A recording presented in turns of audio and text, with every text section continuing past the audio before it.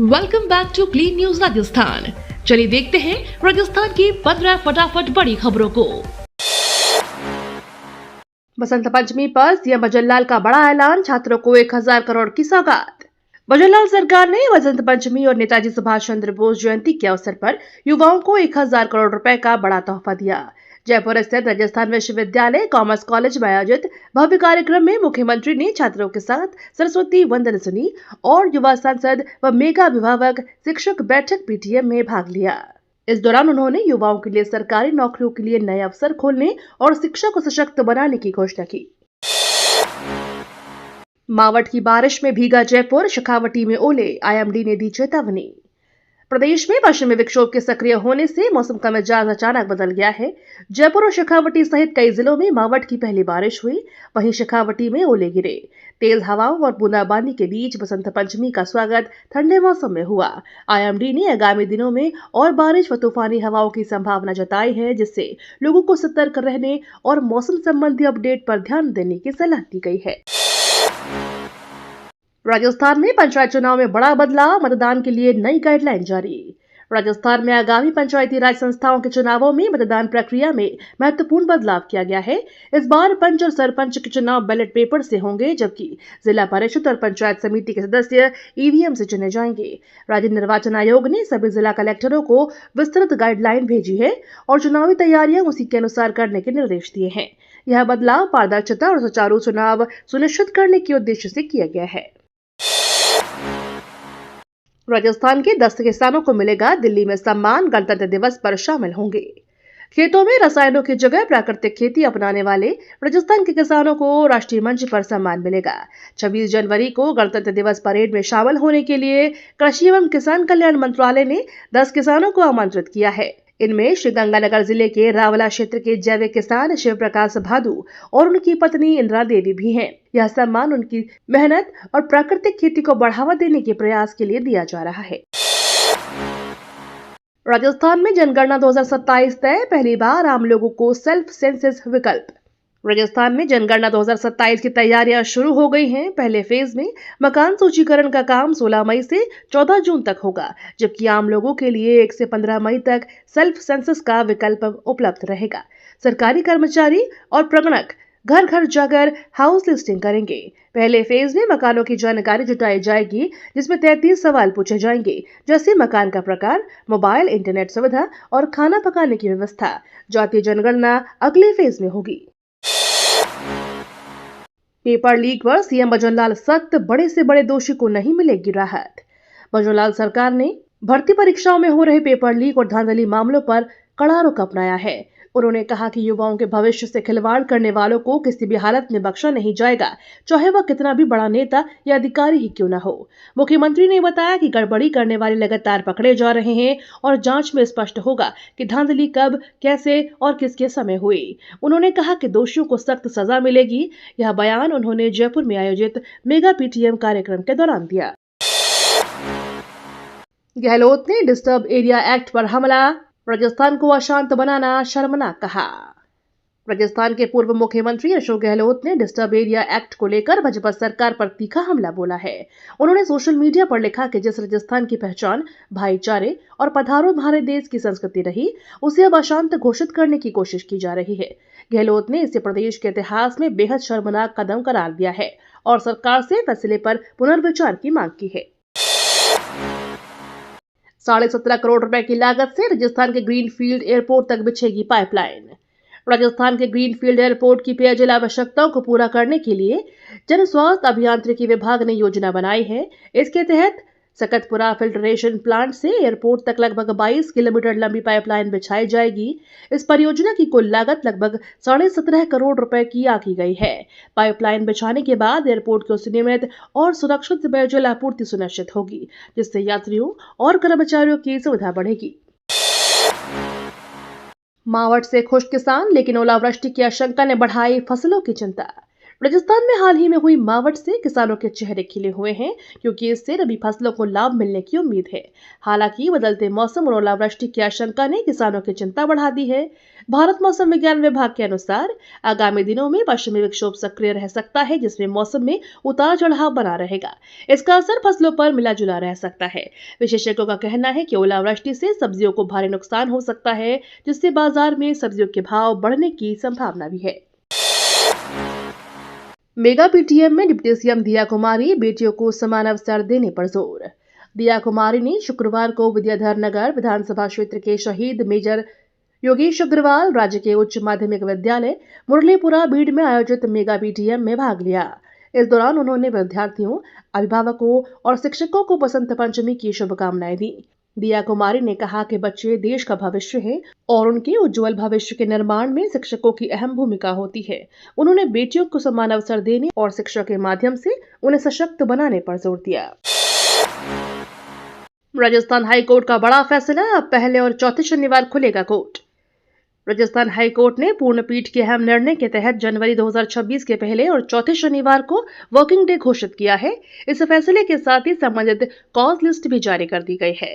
अब इन दोनों शनिवारों को न्यायिक कार्य सामान्य दिनों की तरह संचालित होंगे और मामलों की नियमित सुनवाई की जाएगी। इस निर्णय का उद्देश्य लंबित मामलों में तेजी से निपटारे और न्यायिक प्रक्रिया को अधिक प्रभावी बनाने का है। आरपीएससी ने अपात्र अभ्यर्थियों को दी अंतिम चेतावनी, आवेदन वापसी का मौका। राजस्थान लोक सेवा आयोग ने सांख्यिकी अधिकारी भर्ती 2025 को लेकर सख्त रुख अपनाया है। आयोग ने उन अभ्यर्थियों के लिए अंतिम नोटिस जारी किया है जिनके पास निर्धारित आवश्यक शैक्षणिक योग्यता या अनुभव नहीं है। ऐसे उम्मीदवार 3 फरवरी 2026 तक अपना ऑनलाइन आवेदन स्वेच्छा से वापस ले सकते हैं। आवेदन वापसी का लिंक 23 जनवरी 2026 से सक्रिय कर दिया गया है। आयोग का कहना है कि यह कदम भविष्य की कार्यवाही से बचाने और भर्ती प्रक्रिया की पारदर्शिता बनाए रखने के लिए उठाया गया है। राजस्थान में बस स्टैंड और संस्थानों में खुलेंगे आरसीडीएफ के Saras outlets. Rajasthan cooperative dairy federation ने प्रदेश भर में रोडवेज बस स्टैंड, सरकारी और गैर सरकारी कार्यालय, शैक्षणिक व चिकित्सा संस्थानों में सरस आउटलेट्स खोलने की निर्णय लिया है। यह फैसला जेएलएन मार्ग, सचिवालय और नाहरगढ़ स्थित पड़ाव रेस्टोरेंट पर सफल प्रयोग के बाद लिया गया। इसमें आम जनता को ताजगी भरे पेय और डेयरी उत्पाद आसानी से उपलब्ध होंगे। साथ ही आउटलेट्स के माध्यम से आरसीडीएफ की पहुंच भी व्यापक होगी। जूनियर केमिस्ट भर्ती परीक्षा 1 फरवरी को ओएमआर में मिलेगा अतिरिक्त समय। राजस्थान लोक सेवा आयोग द्वारा जूनियर केमिस्ट परीक्षा 2025 का आयोजन 1 फरवरी को जयपुर जिला मुख्यालय पर किया जाएगा। यह परीक्षा कुल 16 पदों के लिए आयोजित होगी। परीक्षा का समय दोपहर 11 बजे से 1:30 बजे तक निर्धारित किया गया है। परीक्षा ओएमआर उत्तर पत्रक पर होगी, जिसमें 5वें विकल्प को भरने के लिए अभ्यर्थियों को 10 मिनट का अतिरिक्त समय दिया जाएगा।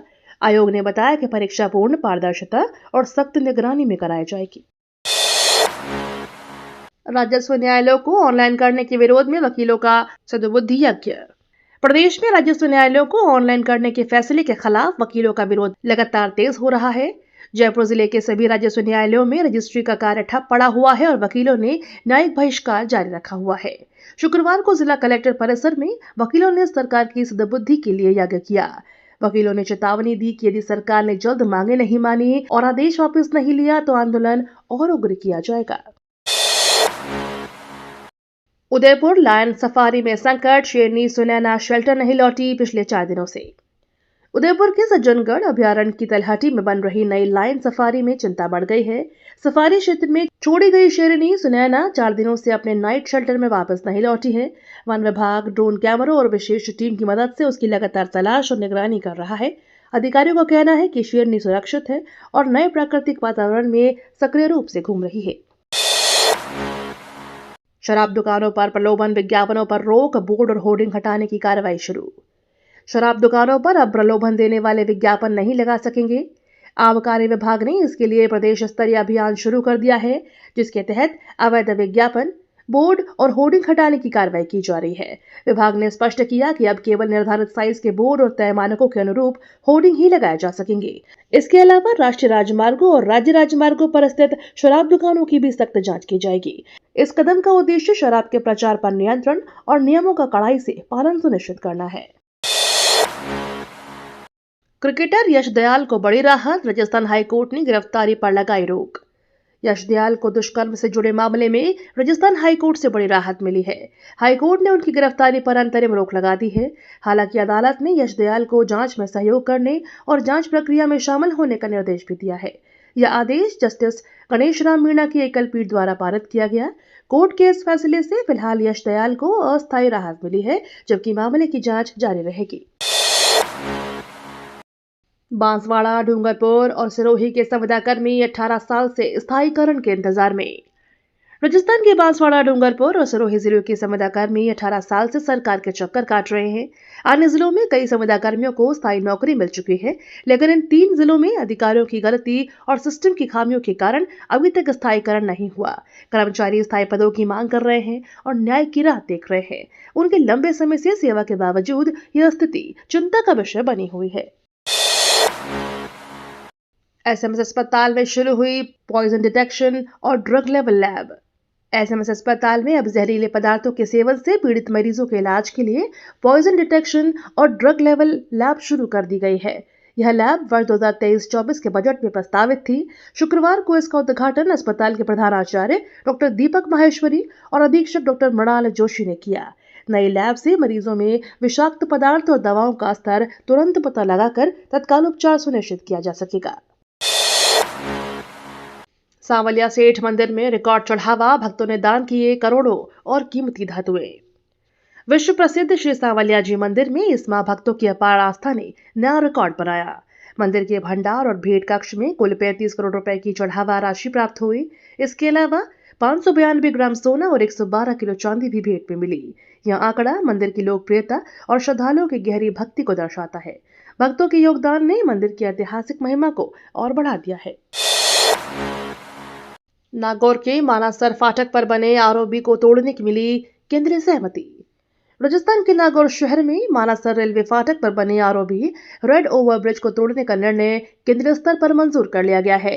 दिल्ली में आयोजित सड़क परिवहन और राजमार्ग मंत्रालय की परामर्शदात्री समिति की बैठक में केंद्रीय मंत्री नितिन गडकरी ने इसे तोड़ने की सहमति दी। अधिकारियों का कहना है कि इस कदम से सड़क और रेलवे यातायात में सुधार और सुरक्षा बढ़ाने में मदद मिलेगी। जेईई मेन 2026 में 3 दिन में 96% उपस्थिति, 7,70,000 छात्र शामिल। नेशनल टेस्टिंग एजेंसी द्वारा आयोजित जेईई मेन 2026 की परीक्षा में जनवरी सेशन का 3 दिन का आंकड़ा सामने आया है। 21 जनवरी से शुरू हुई परीक्षाओं में तीसरे दिन तक 96% उपस्थिति दर्ज हुई है। कुल 8 लाख छात्रों में से 7,70,000 विद्यार्थियों ने परीक्षा दी। परीक्षा रोजाना 2 पारियों में आयोजित हो रही है। कोचिंग विशेषज्ञों के अनुसार यह बीई बीटेक में प्रवेश के लिए एक महत्वपूर्ण और प्रतिस्पर्धात्मक टेस्ट है। भाजपा प्रदेश महामंत्री श्रवण सिंह बगड़ी बोले, मोदी सरकार में नाम नहीं काम होते हैं। भाजपा प्रदेश महामंत्री श्रवण सिंह बगड़ी ने मोदी सरकार की प्रशंसा करते हुए कहा कि इस सरकार में नाम नहीं सिर्फ काम होते हैं। उन्होंने कहा कि देश और प्रदेश में विकास के कार्यों को राजनीतिक दिखावे से ऊपर रखा गया है। बगड़ी ने जनता को बताया कि सरकार की प्राथमिकता हमेशा जन कल्याण और विकास परियोजनाओं को समय पर पूरा करना रही है, न कि व्यक्तिगत नाम या प्रतिष्ठा। छात्रों की मांग, महंगी फीस कम हो, उच्च शिक्षा में सरकारी बूस्ट मिले। आगामी केंद्रीय बजट 2026-27 से देश भर के छात्र सस्ती और सुलभ उच्च शिक्षा की उम्मीद लगाए बैठे हैं। विश्वविद्यालयों और उच्च शिक्षण संस्थानों के छात्र कहते हैं कि शिक्षा योग्यता के आधार पर मिले, न कि आर्थिक स्थिति के आधार पर। बढ़ती फीस के कारण कई मेधावी छात्र बेहतर संस्थानों में दाखिला लेने या पढ़ाई पूरी करने में असमर्थ रहते हैं। छात्र चाहते हैं कि सरकार शिक्षा में बूस्ट देकर उन्हें स्वतंत्रता और स्किल विकास के अवसर प्रदान करे। ये तो थी राजस्थान की बड़ी खबरें। रोजाना सबसे पहले अपडेट पाने के लिए क्लीन न्यूज राजस्थान को अभी सब्सक्राइब करें।